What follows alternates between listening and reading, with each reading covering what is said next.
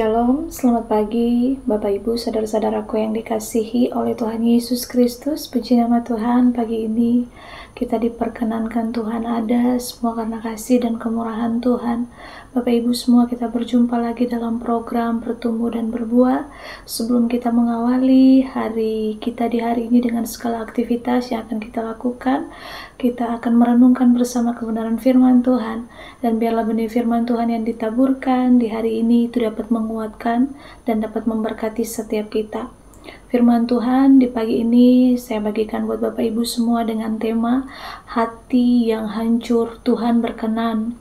Kita baca bersama Bapak Ibu semua dalam Mazmur pasalnya yang ke-51 ayatnya yang ke-1 dan sampai ayatnya yang ke-21, tapi kita berfokus pada ayatnya yang ke-19. Firman Tuhan mengatakan, korban sembelihan kepada Allah ialah jiwa yang hancur, hati yang patah dan remuk tidak akan kau pandang hina, ya Allah.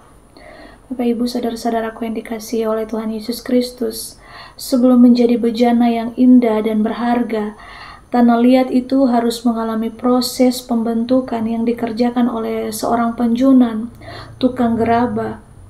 Tanah liat itu terlebih dahulu harus dihancurkan, harus dibuang dia punya kerikil-kerikil, lalu diolah dan harus melewati proses pembakaran. Begitu juga dengan sebidang tanah, sebelum benih dapat disemaikan, seorang petani itu harus lebih dahulu mengelola dia punya tanah dengan cangkul dan bajak, kemudian mengairinya dan barulah tanah tersebut siap untuk ditanami.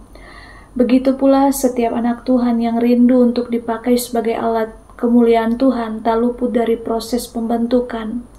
Kita baca dalam Yesaya 64 ayatnya yang ke-8, kamilah tanah liat dan engkaulah yang membentuk kami, dan kami sekalian adalah buatan tanganmu. Jadi, adakah tanah liat berkata kepada pembentuknya, apakah yang kau buat atau yang telah dibuatnya? Engkau tidak punya tangan. Itu ya dalam Yesaya 45 ayatnya yang ke-9b. Tidak, kita harus memiliki penyerahan diri penuh kepada Tuhan. Hati yang remuk, hati yang hancur di hadapan Tuhan, serta miliki rasa haus dan lapar akan Tuhan, serta mau terus untuk melekat dengan Tuhan. Ini adalah modal untuk kita menggerakkan hati Tuhan, bukan hati yang dipenuhi dengan kesombongan, hati yang penuh dengan kecongkakan, sebab Allah menentang orang-orang yang congkak. 1 Petrus 5 ayat yang ke-5, dan dia akan mematahkan kecongkakan mereka dengan segala daya upaya mereka. Daud saat menulis Mazmur ini Bapak Ibu dalam keadaan hati yang remuk, dia rendam, dia hancur, dia berkeping-keping, menyesali dia punya dosa terhadap istri Uria. Dalam Mazmur 51 ayatnya yang ke-3, lalu ia pun datang kepada Tuhan dan berkata, kasihilah aku ya Allah menurut kasih setiamu, hapuskanlah pelanggaranku menurut rahmatmu yang besar. Inilah korban yang berkenan kepada Tuhan Bapak Ibu. Tak ada yang lebih berharga di mata Tuhan kecuali hati yang hancur dengan pertobatan. Sebab Tuhan berkenan kepada korban sembelihan.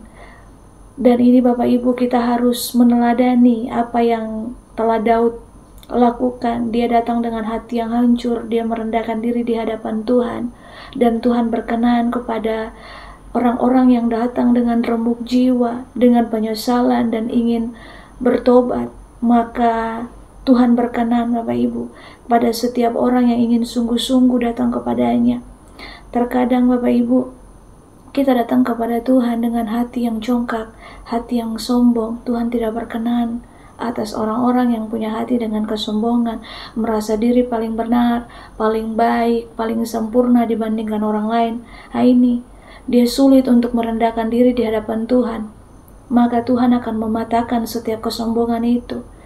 Sedangkan mereka yang datang dengan patah, dengan remuk hati, dengan punya kerinduan sungguh-sungguh bersama dengan Tuhan, ingin mengenal pribadi Tuhan, Tuhan akan mengangkat hidup mereka dan akan membangkitkan semangat mereka. Mari Bapak Ibu, kita miliki hati yang remuk, hati yang hancur. Ketika kita datang kepada Tuhan, Tuhan berkenan dan Tuhan akan temui kita menjadi orang-orang yang mau terus bersekutu dengan Dia. Milikilah kerendahan hati sehingga kita menjadi orang-orang yang selalu dan senantiasa dituntun oleh Tuhan. Kiranya firman Tuhan di pagi ini menuntun setiap kita, mau menguatkan setiap kita, memberkati setiap kita. Mari datang kepada Tuhan dengan hati yang sungguh-sungguh haus dan lapar akan Tuhan. Jangan menjadi orang-orang yang congkak, orang-orang yang sombong, tapi orang-orang yang mau haus dan lapar untuk mengenal pribadi Tuhan. Kiranya Tuhan Yesus memberkati, kasih karunia dari Tuhan senantiasa menaungi setiap kita. Dan kita senantiasa mau hidup taat kepada Tuhan, bukan hanya menjadi pendengar firman Tuhan, tapi mau menjadi pelaku-pelaku firman. Tuhan Yesus memberkati. Immanuel.